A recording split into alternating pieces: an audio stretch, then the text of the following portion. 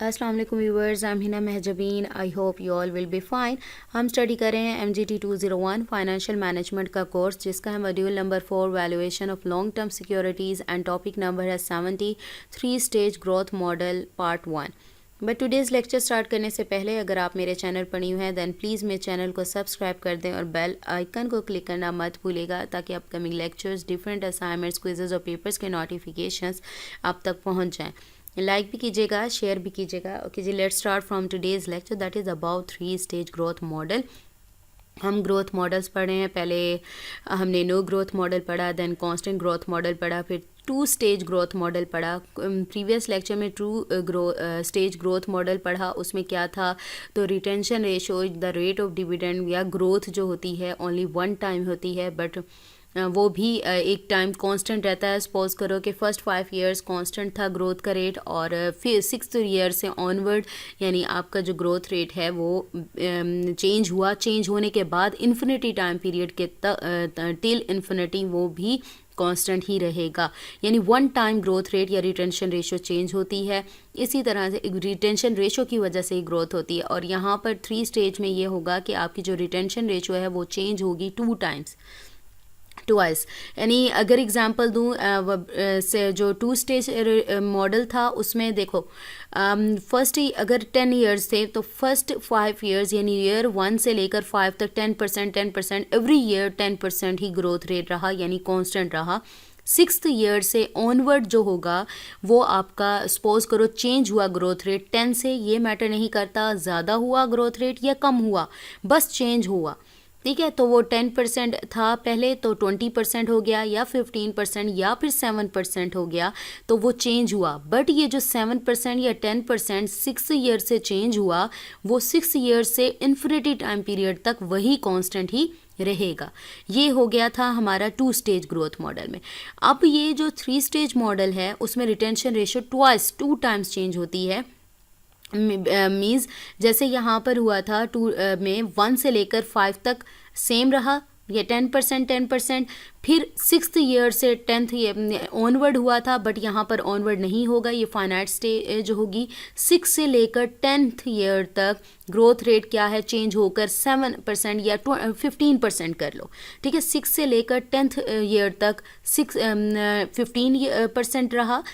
अब 10 तक हो गया, 2 टाइम्स हो गई, 1 टाइम हो गई ग्रोथ रेट। अब 11th ईयर से फिर चेंज होगा, यानी 15 था अब 20 कर लो, 20% ग्रोथ रेट हो गया। तो 11 से लेकर ऑनवर्ड इन्फिनिट टाइम पीरियड तक तो ये कांस्टेंट ही रहेगा। यानी पहले ग्रोथ रेट G1 ले लो, तो उसको क्या करोगे, वो 10% था, फिर चेंज हुआ, वो 10 से 15% हो गया, 15 से 20% हो गया। जो लास्ट स्टेज होगी वो इन्फिनिट टाइम पीरियड तक चलेगी। ठीक है, in 2 stage growth model we have discussed that the stage of growth changes and the retention ratio changes। retention ratio के बारे में हमने पढ़ा था। retention किसे कहते हैं कि जो डिविडेंड या प्रॉफिट कंपनी या बिजनेस रिटेन करता है, और रेशो क्या होगी कि उसमें से कुछ परसेंट जो रिटेन करता है। यहाँ पर लिखा हुआ है the percentage of dividend which we retain is called the retention ratio, और dividend payout ratio है the percentage of dividend which we distribute is called dividend payout ratio। इसकी वजह से चेंज होता है। we get a different stage into stage growth model। we assume that the company only decides once to change the growth rate which is the retention ratio, यानी 1 time change होता है, जो मैं आपको अभी डिटेल में अगेन बता चुकी हूँ। But in 3 stage growth model we assume that the retention ratio is change twice. It means that when 2 times retention ratio will change then it becomes 3 stages. यानी आपको पता होना चाहिए, ये आपकी असाइनमेंट में भी क्वेश्चन आया हुआ था, अगर 1 टाइम चेंज हो रही है ग्रोथ तो वो 2 स्टेज ग्रोथ मॉडल है, लेकिन अगर 2 टाइम्स चेंज हो रही है ग्रोथ रेट तो उसे हम कहेंगे कि ये 3 स्टेज ग्रोथ मॉडल है। Let's look at some assumptions of 3 stage growth model. तकरीबन जो हमने डिविडेंड डिस्काउंट मॉडल के असम्पशंस पढ़ी और 2 स्टेज ग्रोथ जो मॉडल था उसके असम्पशंस पढ़ी, तकरीबन सेम है, बट कुछ चेंजेस हैं।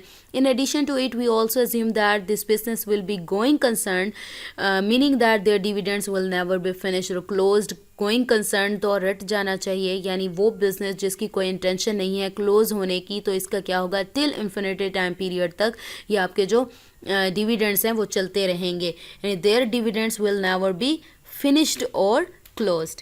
ठीक है, ये हो गया। देन है thirdly we assume that the plowback PB ratio is the same plowback ratio। Same कैसे है? This ratio is the term which is synonymous to retention ratio, meaning that the amount of profit which has to be reinvested in the business that is called plough back ratio. Profit and the ratio is called the plough back ratio. अभी कैसे change है? Same है, क्योंकि retention ratio भी वही होती है कि आप जो बिजनेस रिटेन करते हो, वैल्यू अमाउंट रिटेन करते हो प्रॉफिट की, उसे रिटेंशन कहते हैं। और वो कहते हैं वो रिटेन करने का पर्पस क्या होता है, कहीं ना कहीं इन्वेस्ट कर रहे होते हो आप, ठीक है, ताकि मज़ीद इससे फर्दर प्रॉफिट अर्न किया जा सके। तो सेम ये भी यही है, प्लो बैक रेशो भी यही है कि आप रिटेन करते हो प्रॉफिट की कुछ अमाउंट है जो आप बिजनेस में री इन्वेस्ट करते हो, उसे हम क्या कहते हैं? प्लो बैक रेशो कहते हैं। Plough back ratio, it means that retention ratio and plough back ratio are the two names of one thing. Next था external factors remain constant. Previous lectures में भी हमने पढ़ा जो पॉलिटिकल, इकोनॉमिक, सोशल जो factors होते हैं वो कांस्टेंट यानी सेम रहते हैं। अगर इनको कंसीडर किया जाए तो हम कभी भी वैल्यू फाइंड नहीं कर सकते, बिकॉज ये इन सेकेंड्स और फ्रैक्शन ऑफ सेकेंड्स में चेंज हो जाते हैं।